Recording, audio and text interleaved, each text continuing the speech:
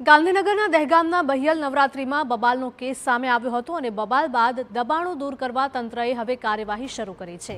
Road પરની નડતરરૂપ દુકાનો પર નોટિસો લગાવવામાં આવી છે।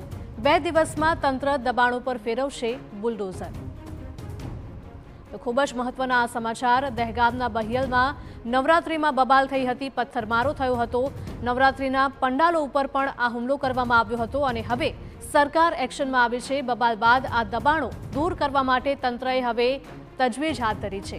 રોડ પરની જેટલી પણ નડતરરૂપ દુકાનો છે તે તમામ દુકાનો ઉપર નોટિસ લગાવવામાં આવી છે।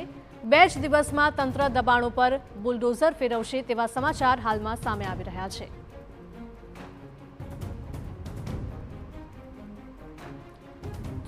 ગાંધીનગરના દહેગામના બહિયલમાં નવરાત્રીમાં પંડાલો ઉપર મંડપો ઉપર પથ્થરમારો કરવામાં આવ્યો હતો અને અરાજકતાનો માહોલ ફેલાવવામાં આવ્યો હતો અને તેને જ લઈને આ કાર્યવાહી।